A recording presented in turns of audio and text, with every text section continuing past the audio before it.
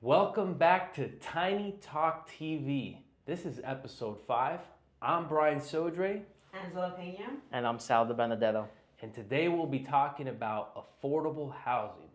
You have to understand that there's a term, affordable housing, that not only has a stigma, but also has some federal terms associated with it. And depending on the income you make in the county you live in, determine what category you would fall under.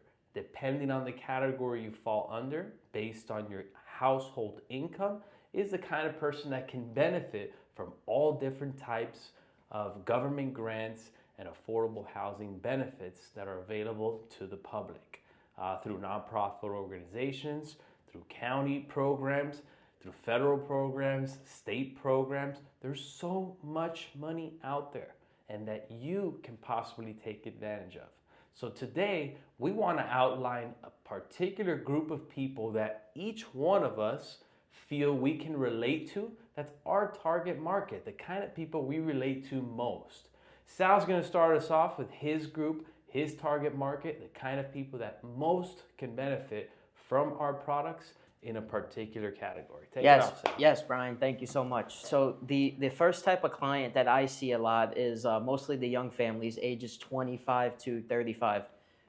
Recent college graduates looking to get their foot in the door with home ownership, and their incomes aren't really where they want them to be ultimately because they're still in the early stages of their career.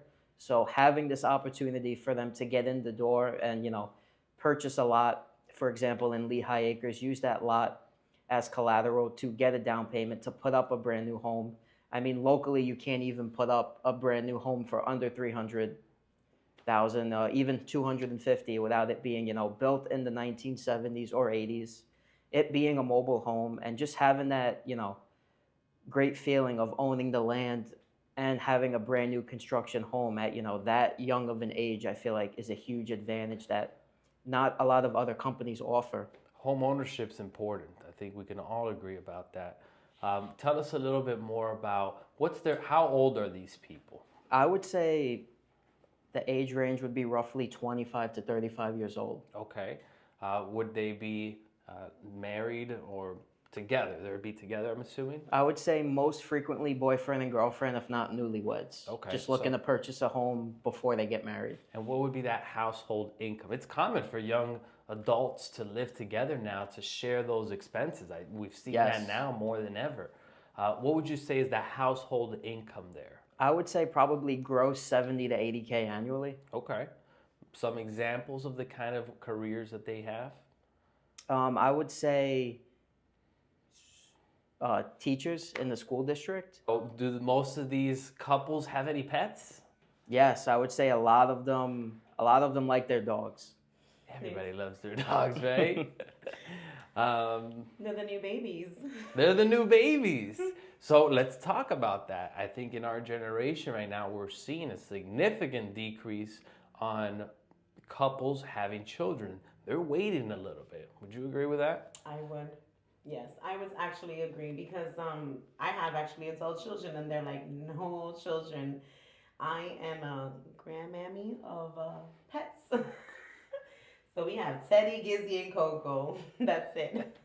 And that happens very often right now. So I'm glad that you pointed out that market.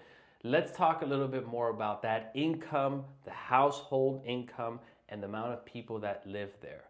According to federal guidelines, any two-family person that brings a household income of around $70,000 to $80,000 a year in income, they qualify for affordable housing grants. They would technically fall under the specific category, at least in Lee County, it could vary in others, at 120% AMI. And we'll dive into that a little bit later. Angela, let's talk about your target market, the kind of people that you often see that are looking into purchasing single-family homes. So my clientele is the children have graduated high school, maybe left off to college, different changing of their careers. So either single, downsizing, just making consolidation of their home, expenses wanting more affordability, less cleaning, less Oh, everybody loves maintenance. less cleaning. Of course. I think any age category loves less cleaning. Absolutely. So I think that, obviously when you're having your family, you need the 2,000 square feet home, because you have a family. But obviously when you're becoming an empty nester or just maybe new to our community and you haven't started your family, you're definitely going to be wanting something a little bit more reasonable, something more more maintainable, right? Where you're not working just to pay the mortgage. So what age frame did you say? I would say 40 to 55. Okay.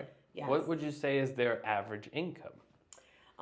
From what I've seen, about maybe 43 to $50,000 a year. Yes. You mentioned single, right? Yes, single. But with their dog. Yes. The pet is important. Pets are important. It's almost like a sense of what they call it, the little security blanket that a lot of Yeah. people have. It's your little cuddle bug. Yeah.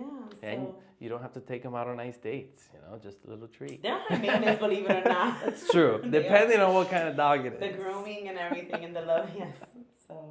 So at this stage, that age group, are they close to retirement, looking at retirement, still in the working class?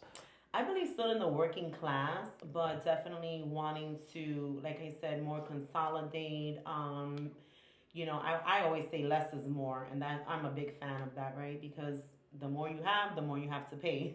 Right. The less you have, the more you can save or spend. So it just really depends. Would this be their first property or second property? Most likely their secondary property. Okay.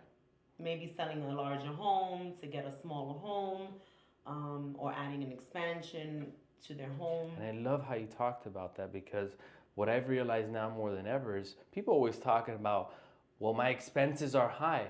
Well, there's ways to reduce your expenses. If you have a home that's sitting on the that's sitting without being used at its full capacity, and you have a ton of equity on it, I don't know about you, but I'd sell the property, take the equity, and minimize my expenses by putting that towards a new home purchase.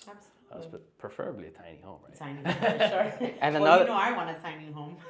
And another thing I would like to add to a lot of the people, who are looking to make that transition from the bigger house to the smaller house, they probably want to get into that smaller house so they could use that extra income that otherwise would have went to the mortgage payment to use it to do other things, like travel the world or just do different experiences they weren't able to do when they had that big mortgage payment. Depending how savvy and what risk tolerance they have, maybe even turning that first house into a rental property, right? I think Definitely, yeah. everybody likes a little bit of rental income. Yeah, you have some residual income, Sure. and then obviously you can consolidate and have a smaller home, less cleaning, less space, less everything, and you can maximize the quality of your life. I agree. For me, I decided to pick the senior market, and by senior I mean 55 plus. I don't know, my mom always says I'm an old soul. She had me when she was in her 40 exactly. And my father was in his early 60s. Okay. So I was raised by, older people, a lot older. I'm the baby out of 5 siblings, so I got to learn from a lot of older people. So that's my crowd, that's my go-to, that's who I hang out with, that's who I vibe with the most. So seniors is definitely something that I see a lot of, that I relate to, and I love helping them. And the type of customers that I'm seeing that are interested in these smaller footprint homes are over the age of 55. They have less income because now they're living off of their retirement benefits, Social Security, something along those lines. So the income isn't all necessarily there, but they have the assets. They have a little bit of extra money on the sidelines, whether they decide to use it to pay the home in full, or be savvy, take out a loan, pay some minimal interest. What else?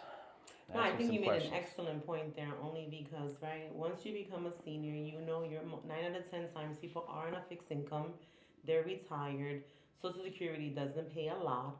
So, affordability is key, right? Because that is what's happening with today's market, I would say, that people are living above their means, just working 3 and 4 jobs, and not living happily and healthy in the homes, right? Because Right. you're so stressed out that Trying you to pay gotta the make bills. these bills. So you're really not enjoying what you're paying for. So I say if you minimize, consolidate, reevaluate, you can save a lot of money and then buy a couple of tiny homes. So back to your customers, we forgot to talk about what AMI, according to federal guidelines, they fall under. Meaning, again, the average median income that could benefit from government programs, subsidies. There's a lot of different terms for it. Down payment assistance programs. I believe you mentioned around 55 to 60,000.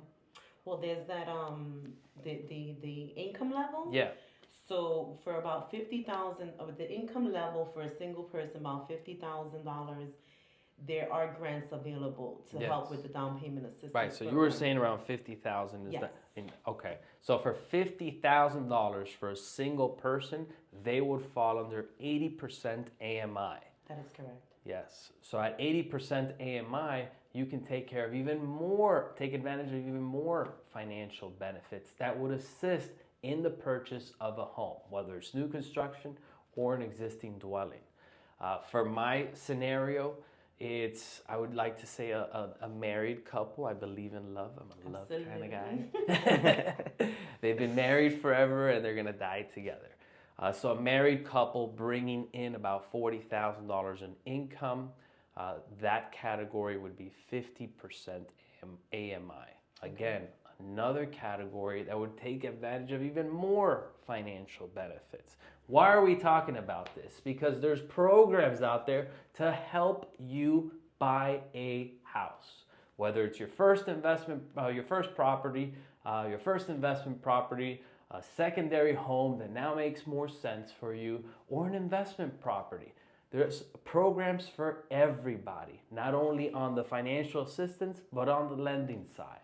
So we're going to wrap it up with that today. If you have any questions about how we can help point you in the right direction to make sure that you can build your first tiny home, give us a call. Our office number is 239-329-8804.